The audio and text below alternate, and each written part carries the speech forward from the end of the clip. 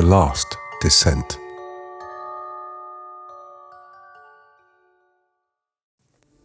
Do you know what absolute darkness feels like?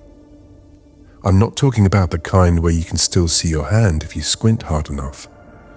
I mean the kind that swallows you whole, where you can't tell if your eyes are open or closed, and the only thing keeping you sane is the sound of your breathing.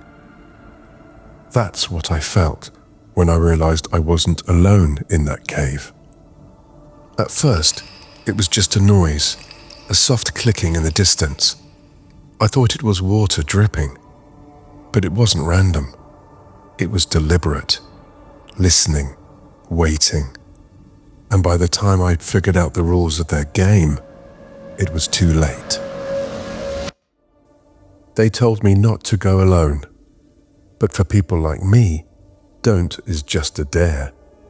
15 years of caving had taught me to trust my instincts, and they'd never led me wrong.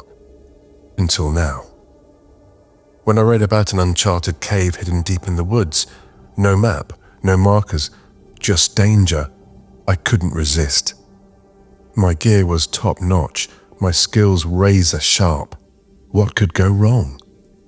The entrance was almost hidden, a jagged crack behind dead trees. The air flowing out was wrong, too warm, carrying a metallic tang that made my mouth go dry. By the time I slid inside, the world above had already fallen away. The first 100 feet were uneventful. The tunnels were wide, the rock streaked with glittering mineral veins that caught my headlamp's beam like frozen lightning. It felt untouched, the kind of place no one had seen in centuries. But the silence was unnerving. I've done enough cave dives to know how quiet they can get, but this felt different, thicker, like the darkness itself was pressing against my eardrums, the kind of quiet that made you feel like you weren't really alone. I shrugged it off and pressed deeper. The passage narrowed, forcing me to squeeze through gaps barely wider than my chest.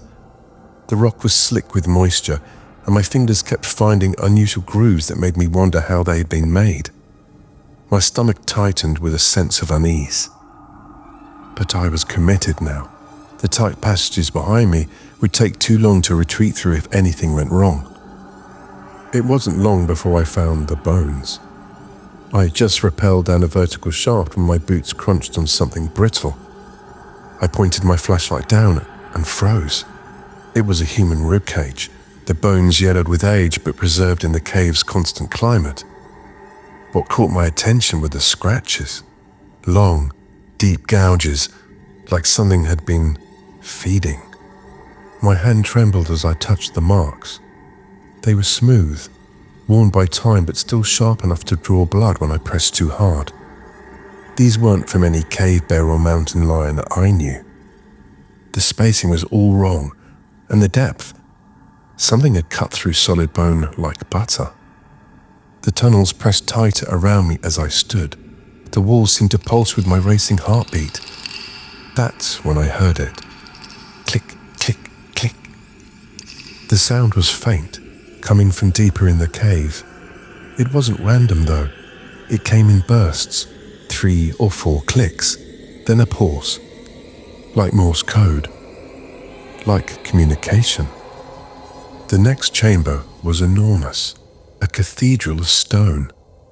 My flashlight barely reached the ceiling, where jagged stalactites loomed like teeth. The floor was uneven, littered with rocks and bones. Not scattered this time. They were arranged in patterns, concentric circles radiating out from a central point. Human, animal, and things I couldn't identify. Some were ancient, others disturbingly fresh. The markings covered every surface, spiraling symbols carved deep into the rock, some still wet with something. My pulse hammered in my ears as I recognized patterns from ancient cave art I'd studied, but wrong, twisted into meanings that made my mind recoil. That's when the clicking started again. It was louder this time, coming from all around me. I swept my light across the chamber, trying to pinpoint the source, When my beam hit the ceiling, I froze. At first, I thought it was just a stalactite, but then it moved. A long, pale shape was clinging to the rock, limbs splayed out like a spider. Its skin was stretched thin, almost translucent, showing shadows of organs shifting beneath. And its face, it didn't have one, just a smooth, eyeless surface where features should be, split by a jagged line that might have been a mouth. Then it tilted its head and clicked. The sound was sharper now, bouncing off the walls in a complex pattern. My light caught its head twitching towards me, and I realized with horror that it was echolocating. Like a bat, like a predator that had evolved in this eternal darkness. Then it dropped. It landed without a sound, its body folding and unfolding in ways that defied anatomy. The thing crouched there, impossibly long limbs bent at angles that made my stomach turn. It tilted its head again, clicking softly, and I realized it was hunting, not with eyes, but with sound. My hands were shaking so badly, it was all I could do to turn off my flashlight and press myself into a crevice, barely daring to breathe. The darkness was absolute. My own heartbeat pounded in my ears, so loud I'm sure it could hear it. The copper taste of fear filled my mouth. Then I heard a second one, and a third, and more. The first scrape was faint, coming from the tunnel behind me. Then another, closer. The clicking grew frantic, echoing all around me. They were coordinating, herding me like prey. Each click built a picture of where I was, bouncing off the walls to paint me in sound. I reached into my pocket for a glow stick, my hands shaking. If I could just distract them. My fingers fumbled with the cap, twisting it open with a faint snap. The clicking stopped. The silence was worse than the noise. Then something slammed into me. I didn't see it. I just felt claws rake across my side, knocking me to the ground. My flashlight hit the floor, turning itself on and spun across the rocky surface, its beam catching the thing crouched over me for just a moment, long enough to see the jagged lines split open, revealing rows of crystalline teeth that glowed with their own pale light. I hurled the glow stick as hard as I could into the far corner. The creatures snapped toward it instantly, their clicking rising to a frenzy. I scrambled to my feet, feeling warm blood soaking my shirt, and bolted for the tunnel. The rope wasn't far, if I could just make it. My lungs burned as I ran, every step sending jolts of pain through my torn flesh. I reached the shaft and grabbed the rope, hauling myself up hand over hand. My arms screamed, my palms raw against the braided nylon, but I didn't stop. Below me, the clicking followed. I risked a glance down and immediately wished I hadn't. They were climbing. Their bodies twisted impossibly as they scaled the walls, moving with the fluid grace of spiders.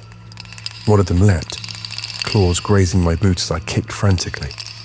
The light of the entrance was just ahead, a grey square of salvation. A few more feet and I'd be free. Unless they followed me out. Unless they'd been waiting all this time for someone to show them the way to the surface. I didn't stop running until I wrenched open my car door and collapsed inside it, the trees swallowing me in the safety of their camouflage. The fresh air burned my rasping lungs, but it felt wonderful. I was alive. I never should have gone in alone. But now I know why no one had mapped that cave. It wasn't undiscovered. It was a trap, a hunting ground. And maybe now, they're done hunting only underground. It's been 3 weeks since I got out. The wound in my side won't heal. The edges glow faintly in the dark, like those crystalline teeth. And every night, I hear them. Soft clicks outside my window, growing closer, more numerous.